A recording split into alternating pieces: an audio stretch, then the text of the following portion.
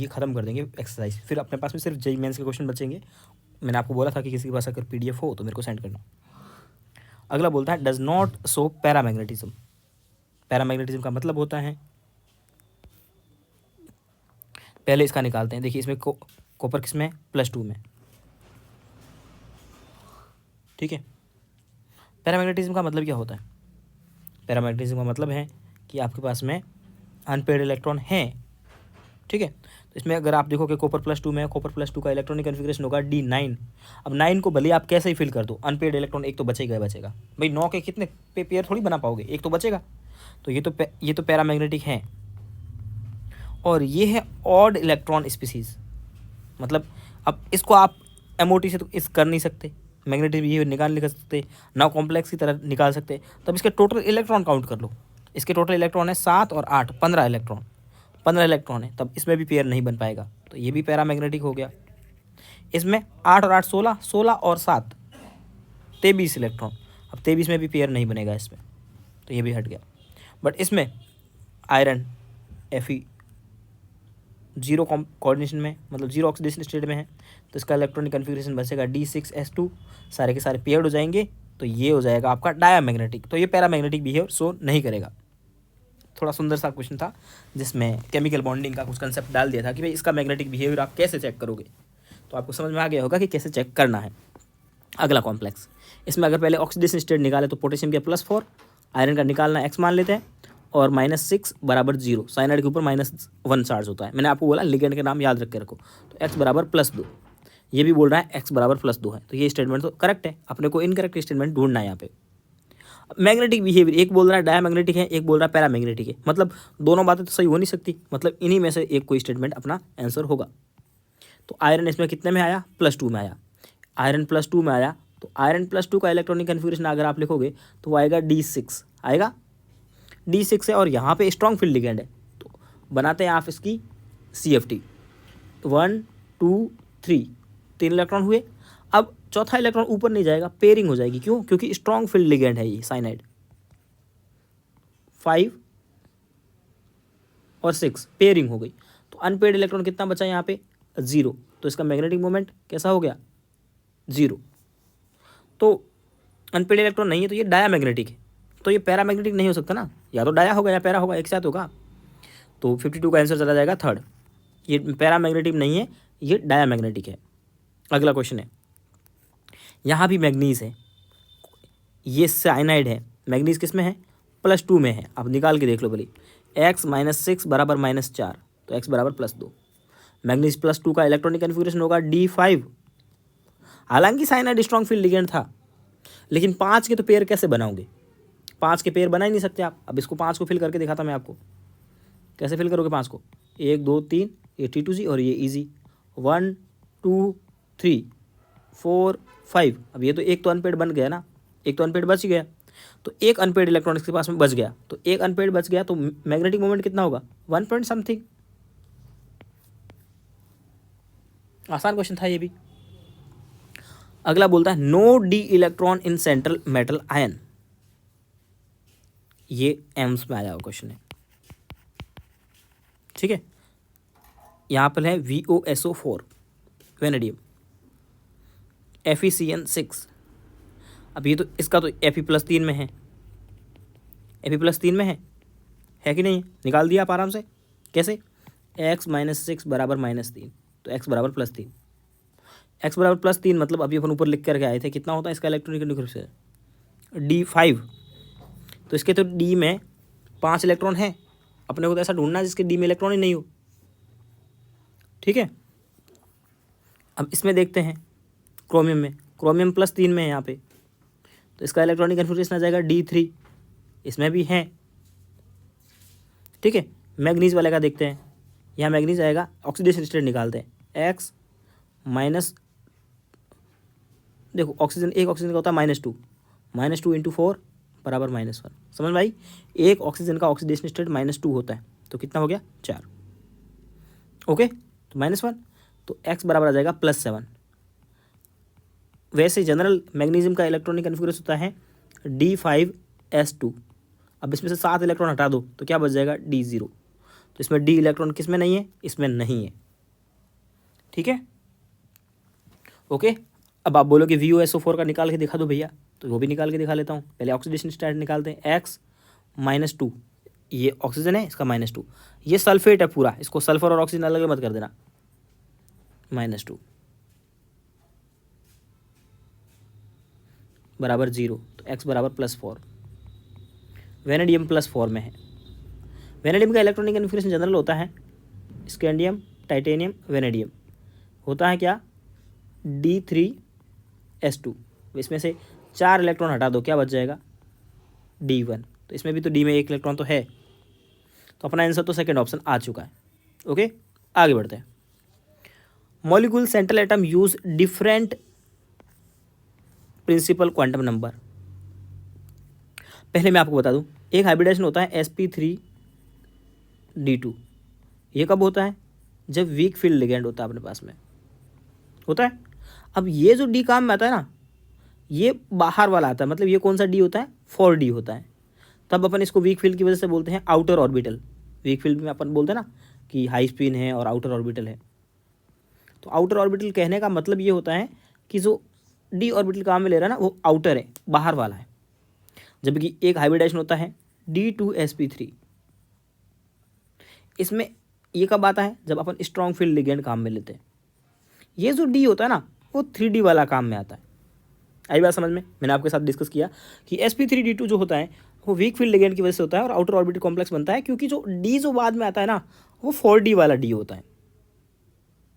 Okay, तो इसमें अगर आप डी निकालोगे तो ये 3D, पहले जो डी लिखते हैं ना वो 3D वाला होता है, और ये इनर ऑर्बिटल कॉम्प्लेक्स बनता है। इनर मतलब अंदर वाला डी, इनर ऑर्बिटल कॉम्प्लेक्स। आगे बात समझ में। अब इनके सबके हाइब्रिडाइजेशन निकाल देते हैं। इसका आएगा sp3d3, इसका आएगा sp3, इसका आएगा sp3, इसका मैंने आपको रटने को भी बोला हुआ है। लेकिन इसका आएगा dsp2।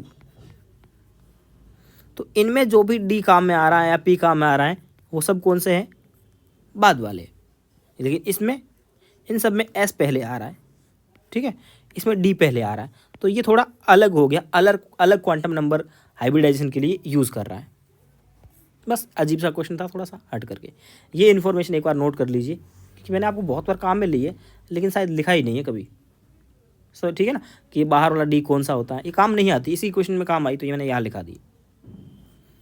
ठीक है, अगला बोलता है, अब इसमें देखिए ये क्या है, Ma4B2 है। तो ये इसका कोऑर्डिनेशन नंबर कितना हो गया, 4 और 2 6।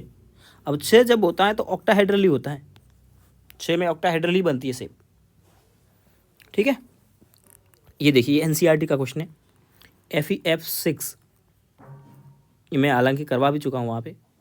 इस कॉम्प्लेक्स को देखोगे तो आयरन +3 में है, और इसमें भी देखोगे तो आयरन +3 में, दोनों में आयरन +3 में। आप निकाल के देख कर लो, इसमें भी आयरन +3 में आएगा आपका ऑक्सीडेशन स्टेट, और इसमें भी आयरन +3 में आएगा। अब यहाँ है वीक फील्ड लिगेंड, Fe+3 का मतलब होता है कि D5। यहाँ है weak field ligand, weak field ligand की प्रेजेंस में अगर आप फिल करोगे, और यहाँ है स्ट्रॉन्ग फील्ड लिगेंड। अब फिल करते हैं पहले वीक फील्ड में, 1 2 3 4 और 5। अनपेड इलेक्ट्रॉन कितने आ गए, 5। मैग्नेटिक मोमेंट कितना आया, 5 पॉइंट समथिंग। यहाँ पे वीक स्ट्रॉन्ग फील्ड लिगेंड है साइनाइड, 1 2 3 पेयरिंग हो जाएगी, 4 5। अनपेड इलेक्ट्रॉन कितना आया, 1। मैग्नेटिक मोमेंट कितना आया, 1 पॉइंट समथिंग। ठीक है, 1 पॉइंट समथिंग। तो पहले वाले का मैग्नेटिक मोमेंट ज़्यादा आ गया दूसरे वाले से, है ना। तो larger than magnetic moment of cyanide वाले, मतलब फ्लोरीन वाले का मैग्नेटिक मोमेंट ज़्यादा है, दिख ही रहा है ज़्यादा, 5.8। जिसमें अनपेड इलेक्ट्रॉन ज़्यादा, उसमें मैग्नेटिक मोमेंट ज़्यादा। अगला है 4p में अनपेड इलेक्ट्रॉन किस में होता है। इसका क्या होता है कि एक तो 2016 में क्वेश्चन आया था नीट में, नीट सेकेंड में, अजीब आउट ऑफ NCERT के क्वेश्चन आए थे उसमें, जॉन टेलर वगैरह, ट्रांस इफेक्ट, है ना, जो दोबारा कभी आए ही नहीं। और एक ये AIPMT में करीब 2011 के आसपास क्वेश्चन आया था, जिसमें इलेक्ट्रॉन जंपिंग का कोई कंसेप्ट लगता है। मुझे नहीं लगता है कि मेरे को आपके साथ शेयर करना चाहिए, क्योंकि ये trans effect, Jahn Teller effect, jumping effect ये कभी दोबारा पूछेगा, ठीक है। 4p ऑर्बिटल में किस में अनपेड होता है, अगर आएगा तो ये खुद क्वेश्चन आएगा कॉपर +2। इसका कंसेप्ट ऐसा ही होता है, मतलब जो लिखा है नोट्स वगैरह में, मैं आपको वही सीधे बताता हूँ जो मैंने सीखा है। ऐसा नहीं है कि मैंने कुछ हायर स्टडी किया है, ऐसा कुछ भी नहीं है। मैंने भी नीट लेवल का पढ़ा हुआ है और नीट लेवल की चीज़ें मुझे आती हैं और मैं जिसको पढ़ करके सेलेक्ट हुआ हूँ वही चीज़ें मैं आपको साथ शेयर करता हूँ। तो कॉपर +2 में जब होता है, इसका कंसेप्ट ये लिखाते हैं एलन में या फिर जहाँ भी कोचिंग में पढ़ते हैं अपन, कि कॉपर +2 में जब होता है ना तो स्ट्रॉन्ग फील्ड लिगेंड, ये NH3 वगैरह इन्हें स्ट्रॉन्ग फील्ड लिगेंड हो गए कि प्रेजेंस में इलेक्ट्रॉन जंप करवा देता है बस। तो अपना जो D का इलेक्ट्रॉन होगा ना उसको P में भेज देगा। तो ऐसे तो भाई P में कहाँ से आएगा इलेक्ट्रॉन, तो अपने 3D के इलेक्ट्रॉन को 4p में वो जंप करवा देता है। किस में होता है, कॉपर +2 में। ये कंसेप्ट था, मैंने आपको बता दिया। ये भी बता दिया कि ये क्वेश्चन कभी दोबारा आने वाला नहीं है। अगला है T2G की एनर्जी कैसे रिवर्स होगी, तो इसके लिए आपको डायग्राम याद करना पड़ेगा। ये कंसेप्ट आपने लिख दिया होगा, ठीक है, इसको लिख दीजिए कंसेप्ट को इसी क्वेश्चन के साथ में। ये आपको प्रीवियस ईयर्स के क्वेश्चन में मिल जाएगा। आपको देखा था आपने कि पहले यहाँ पे 5 डब्बे हुआ करते थे किसी ज़माने में, ठीक है। उसके बाद में क्या होता है, ये मेटल था ना, मान लेते आयरन है। फिर आता है एक लिगेंड, पहले मेटल था अकेला, तब 5 ऑर्बिटल थे, पाँचों की एनर्जी बराबर थी। फिर लिगेंड आता है, लिगेंड आता है और मेटल के पास में भी चार्ज होता है, लिगेंड के पास में भी चार्ज होता है कुछ, ठीक है। CFT यही तो बोलती है कि मेटल के पास में कुछ पॉजिटिव चार्ज होता है, लिगेंड के पास कुछ नेगेटिव चार्ज होता है, ठीक है। और फिर इनके बीच में लगता है इलेक्ट्रिक फील्ड। क्या लगता है, इलेक्ट्रिक फील्ड लगता है। एक चीज़ें पूछने वाली नहीं है बट थ्योरी में है तो आपको बता देता हूँ। इलेक्ट्रिक फील्ड लगता है और इसी इलेक्ट्रिक फील्ड की वजह से इसके ऊपर कैसा चार्ज है, नेगेटिव, इसके ऊपर पॉजिटिव। तो इसी इलेक्ट्रिक फील्ड की वजह से ये जो ऑर्बिटल्स हैं पाँचों वो टूट जाते हैं। T2G के 3 ऑर्बिटल बनते हैं और एक बनता है, 2 बनते हैं EG के। ये क्या है, T2G और ये है EG। समझ में आई बात कि मेटल के पास में कुछ पॉजिटिव चार्ज है, लिगेंड के पास कुछ नेगेटिव चार्ज हैं। पहले मेटल अकेला था, बाद में लिगेंड आया, उसने इलेक्ट्रॉन दिए तो इनमें इलेक्ट्रिक फील्ड जनरेट हुआ। इलेक्ट्रिक फील्ड की वजह से ये ऑर्बिटल जो थे वो डीजनरेट करके टूट गए T2G और EG में।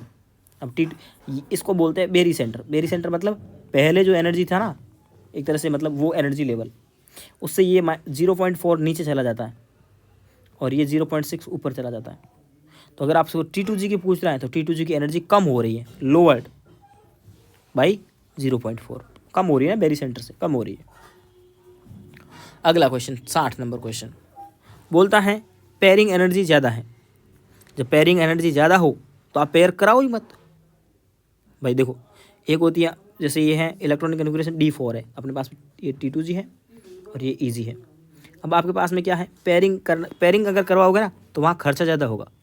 पेयरिंग ज़्यादा है, खर्चा ज़्यादा है, तो पेयरिंग में खर्चा ज़्यादा लग रहा है। 1 2 3, चौथा इलेक्ट्रॉन आप सोच रहे हो कहाँ फिल करूँ, यहाँ फिल करोगे तो पेयरिंग एनर्जी ज़्यादा है। जब ज़्यादा होती है तो उसको ले जाओ आप ऊपर में, ले गए ऊपर में। तो अब आप देखोगे इसमें T2G में कितने इलेक्ट्रॉन है, 1 2 3, तो लिखिए 3। ऊपर वाला क्या है, EG में कितने इलेक्ट्रॉन है, 1, तो T2G 3। मतलब थोड़ा अच्छे लेवल का क्वेश्चन था। ऐसा क्वेश्चन आपके नीट 2018 19 20 या ऐसा कहीं आया हुआ है अभी, इसमें T2G के इलेक्ट्रॉन को फिल करने को बोलता है। ओके, जब स्ट्रॉन्ग फील्ड लिगेंड होता है ना तब पेयरिंग होती है, और वीक फील्ड लिगेंड होता है तो वैसे पेयरिंग नहीं होती, ऊपर जंप करा देते हैं इलेक्ट्रॉन को। यहाँ पे आपको अनपेड इलेक्ट्रॉन के साथ में मैच ऑफ द फॉलोइंग है। चलिए क्रोमियम के ऑक्सीडेशन स्टेट निकालते हैं। क्रोमियम का X -6 बराबर -4, तो क्रोमियम आ गया आपका +2 में, क्रोमियम +2 में है। क्रोमियम का इलेक्ट्रॉनिक कन्फिगरेशन होता है D5S1, +2 में क्या हो जाएगा D4। लिगेंड कैसा है, वीक फील्ड लिगेंड है, तो 4 इलेक्ट्रॉन फिल करने, अभी तो फिल किया है, वीक फील्ड में 4 इलेक्ट्रॉन फिल किए थे, तो अनपेड इलेक्ट्रॉन कितने आए, 4 आ गए, तो A का हो जाएगा 4, मतलब A का 4। मैग्नीज का देखते हैं। मैग्नीज का X मान लेंगे -6 बराबर -4, तो मैग्नीज कितना आ गया, +2 में। मैग्नीज +2 का इलेक्ट्रॉनिक कन्फिगरेशन होता है, मैग्नीज का होता है जनरली D5S2, और +2 में देखोगे तो D5 हो जाएगा। और यहाँ पे भी वीक फील्ड लिगेंड है, तो 1 2 3 ये T2G, ये ईजी 5 इलेक्ट्रॉन फिल करने, 1 2 3 4 और 5, पेयरिंग नहीं कराई सीधी, तो 5 अनपेड इलेक्ट्रॉन आ गए। तो कितने आ गए? 5, बी का 5। ओके, अगला T2G6 ईजी 2, फिल करते हैं इनको T2G में और ये ईजी में। T2G में कितने इलेक्ट्रॉन है? 6 इलेक्ट्रॉन, 1 2 3 4 5 और 6। ईजी में कितने हैं? 2 इलेक्ट्रॉन है। अब आप मेरे को बताओ, ये वही है बेरी सेंटर वाला, मतलब वही डायग्राम है ऊपर वाला जो अपन बनाए थे, मैं शॉर्ट में ऐसे बना देता हूँ। तो अब आप देखो T2G में 6 इलेक्ट्रॉन है, ईजी में कितने हैं? 2 इलेक्ट्रॉन है।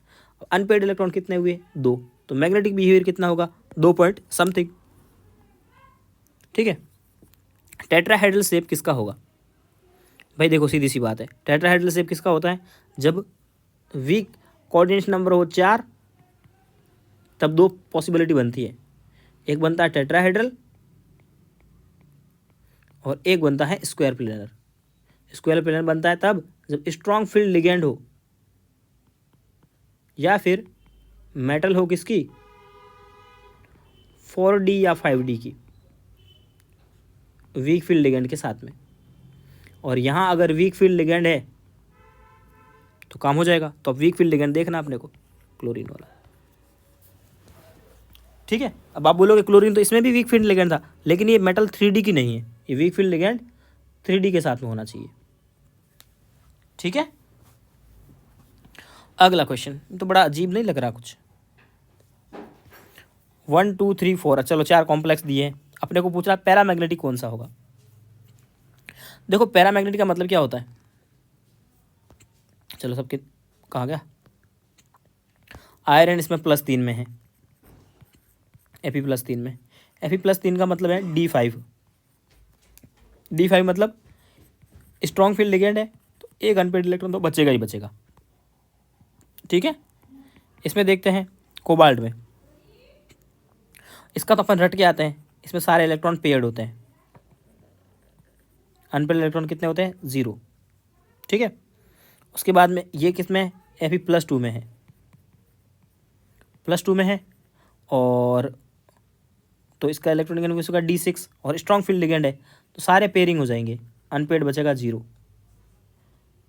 ठीक है, तो इन दोनों में अनपेड इलेक्ट्रॉन नहीं है। इसमें कोबाल्ट +3 में है, बट कोबाल्ट +3 मतलब D6, but weak field ligand है, तो अनपेड इलेक्ट्रॉन बच जाएंगे इसके 4। तो आप आंसर कर लो चुपचाप आसानी से, कोई दिक्कत भी नहीं होगी। 1 और 3 में तो अनपेड इलेक्ट्रॉन है, ये तो पूछ रहा है किस में अनपेड इलेक्ट्रॉन है। पैरामैग्नेटिक मतलब unpaired,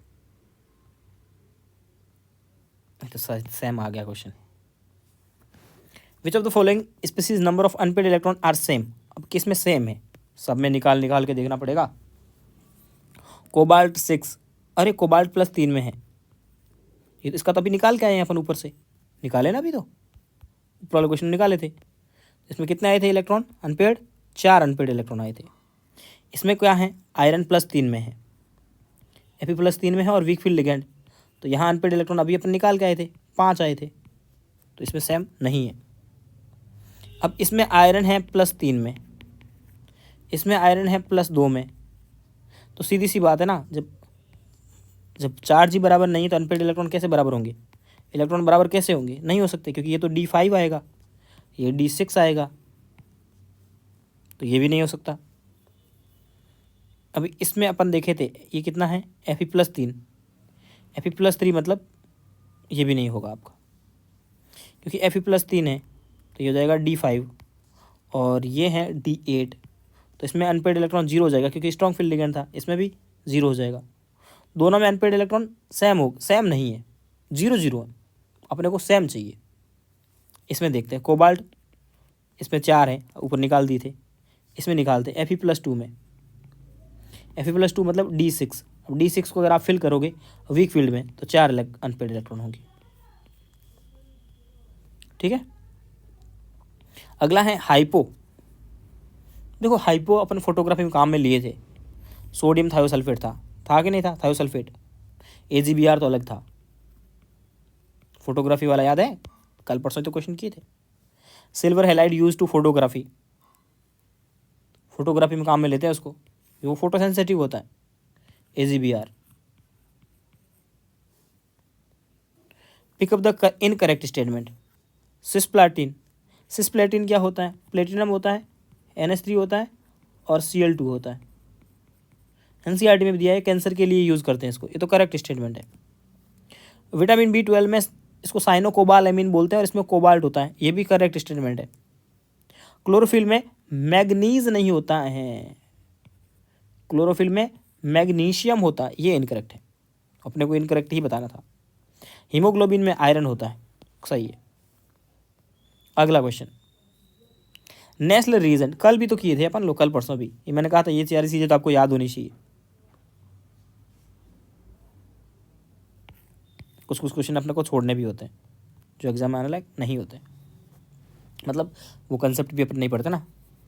which of the following organometallic compound, organometallic compounds कौन सा है जिसमें डायरेक्ट, इसमें अगर देखोगे ना तो ये टाइटेनियम है, उससे 3 बॉन्ड बने हुए हैं, 4 सॉरी, सब के सब बॉन्ड OCO-CH3 है, ऐसे बने हुए सारे के सारे बॉन्ड। तो इसमें ऑक्सीजन और टाइटेनियम के बीच में बॉन्ड है, ऐसा नहीं है कि मेटल और कार्बन के बीच में बॉन्ड हो, मेटल और कार्बन के बीच में बॉन्ड होता है तब उसे ऑर्गेनोमेटेलिक कंपाउंड बोलते हैं।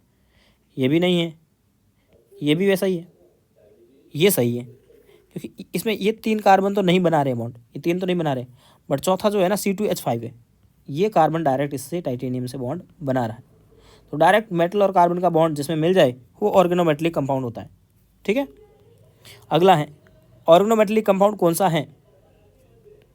Methyl lithium. आपको बताया था कि कौन ऑर्गेनोमेटेलिक कंपाउंड नहीं होता है, मिथॉक्साइड, एसीटेट, कार्बोनेट, ये सारे ऑर्गेनोमेटेलिक कंपाउंड्स की कैटेगरी में नहीं आते हैं। ओके, आगे बढ़ते हैं। और कौन सा? मेटल कार्बाइड, जैसे ये मेटल कार्बाइड है, मेटल कार्बाइड भी ऑर्गेनोमेटेलिक कंपाउंड्स नहीं होता है, तो ये रॉन्ग है, रॉन्ग है, अपने को रॉन्ग ही ढूंढना है। इसमें ये हटा दो, ये हटा दो। अब पढ़ते हैं सी वाले स्टेटमेंट को। मेथाइल, सेकंड वाले को पढ़ लेते, बी वाले को। Methyl carbonyl organometallic compound, carbonyls जैसे FeCO5, आपको ऑर्गेनोमेटेलिक कंपाउंड बताए थे, तब मैंने बताया था ये जितने भी कार्बोनिल होते हैं वो सिग्मा एंड पाई बॉन्डेड होते हैं, तो बी वाला स्टेटमेंट तो करेक्ट है, अपने को रॉन्ग बताने थे, ठीक है। Which of the following metal carbon bonds are called organometallic compound? अरे मैं गलत क्यों लगा रहा हूँ, OMC, organometallic compound. Heterogeneous catalyst, heterogeneous catalyst का मतलब होता है, ये वैसे उसमें जो पॉलीमर कैटलिस्ट वाला चैप्टर है ना 5वां, उसका क्वेश्चन है, बट यहाँ घुसेड़ दिया इनको लास्ट में जाते जाते, इसने उसके भी क्वेश्चन ले लिए। हेट्रोजिनस का मतलब है कि यहाँ पे इथेन था, इथेन गैस थी, बाद में ये जिगलर नट्टा कैटलिस्ट था, ये सॉलिड था, और यहाँ जो आपका बन रहा था पॉलीथीन, ये लिक्विड के फॉर्म में बाहर निकल रहा था, तो इनकी सबकी कंडीशन अलग अलग है, स्टेट अलग अलग है, तो ये हेट्रोजिनस हो गया। ट्रू स्टेटमेंट पता करना अपने को, देखो सीधी सी बात है, इस सेकंड आपको साफ साफ दिख रहा होगा। फेरोसिन के बारे में अपन ने बात भी की थी, क्वेश्चन में भी बात की थी, थ्योरी में भी बात की थी। ये रिंग होती है इसका लिगेंड, इसका नाम होता है साइक्लोपेंटा डाइनाइल। बोलता नॉट अ सिग्मा, देखो इसमें सिग्मा बॉन्डेड है, इसमें सिग्मा बॉन्डेड है। ईटा वाले जो आते हैं ना वो पाई वाले होते हैं। आपको ऑर्गेनोमेटेलिक कंपाउंड मैंने बताए थे 3 टाइप के, सिग्मा बॉन्डेड, पाई बॉन्डेड, और तीसरा बताया था सिग्मा एंड पाई दोनों। इसमें आते हैं जिनमें सिर्फ हाइड्रोकार्बन होंगे, जिसमें सिर्फ एल्केन होगी, इसमें ईटा आएगा, और इसमें क्या होगा, कार्बोनिल होगा। पहचानने की आसान सी बात थी। ये टाइटेनियम टेट्राक्लोराइड वाली जिगलर नट्टा कैटलिस्ट होता है, ठीक है। सिनर्जिक बॉन्डिंग इन्वॉल्व्स, तो सिनर्जिक बॉन्डिंग को अपन बहुत डिटेल में पढ़े थे, वीडियो मैंने NCERT के पेज को ही लेकर के फॉलो कराया था। मैंने बताया था कि इसमें जनरली क्या होता है, लिगेंड जो होता है वो मेटल को लोन पे डोनेट कर रहा होता है, बट सिनर्जिक बॉन्डिंग की कंडीशन में क्या होता है, लिगेंड भी मेटल से अपने पाई स्टार ऑर्बिटल में इलेक्ट्रॉन ले रहा होता है। ये एक्स्ट्रा बात आ जाती है, नहीं, इसको मैं अलग अलग पेन से शो कर देता हूँ कि ये एक नया फिनोमेना मिल गया, मेटल भी लिगेंड को इलेक्ट्रॉन दे रहा है, ठीक है। फेरोसिन, अभी जस्ट अपन बात करके आए थे इसी रिंग की, फेरोसिन की, ये वाली, ठीक है। अगला ऑर्गेनोमेटेलिक कंपाउंड्स कौन सा है, जो प्योरीफिकेशन ऑफ मेटल में काम आता है, ये मॉन्ड प्रोसेस पढ़ना आप जा करके एनसीईआरटी में। भाई देखो कार्बन, इसमें ऑर्गेनोमेटल कंपाउंड ये भी है, ये भी है, ये भी है, लेकिन आप जब मॉन्ड प्रोसेस पढ़ते हो मेटलर्जी में जा करके, तब ये काम में आता है। नॉट एन ऑर्गेनोमेटलिक कंपाउंड्स, आप इसमें देख लो सारे के सारे जो बोरोन है वो ऑक्सीजन से जुड़े हुए हैं, कार्बन से जुड़े ही नहीं है। ठीक है। निकल का काम करने के लिए, निकल का टेस्ट जब करते हैं तो डीएमजी को काम में लेते हैं। पुराने वीडियो में देखोगे तो आपको समझ में भी आ जाएगा। Which of the following organometallic compound is use to fungicide in plant protection. अब देखो ये अपने काम का क्वेश्चन नहीं है, अब बोलो तो मैं बता दूं मरकरी वाला है, बट ये काम का क्वेश्चन नहीं है, नहीं आएगा नीट में। लेड पॉइजनिंग, ये एम्स में आ चुका है एक बार क्वेश्चन। लेड पॉइजनिंग के लिए ये वाला लिगेंड काम में लेते हैं, तो बस यही याद ही करना है, इसका कोई और रीज़न ही नहीं है। तो मैंने आपको बहुत सारे क्वेश्चन करवा दिए, मैं आपको नेक्स्ट वीडियो में जेई के क्वेश्चन करवा लूँगा। अगर मुझे किसी ने बुक भेज दी तो मैं कल ही जेई का प्रीवियस क्वेश्चन का एक लंबा सा वीडियो ले आऊँगा, और अगर नहीं मिली मुझे बुक तो अपन कभी दोबारा बाद में कर लेंगे जेई मेंस के क्वेश्चंस। ठीक है। और इसके बाद अगर अब कल क्या आ सकता है, या तो मिलेगा आपके इसके जेई मेंस का क्वेश्चन का वीडियो, और या फिर मिल जाएगा आपको डी ब्लॉक का वीडियो। ओके।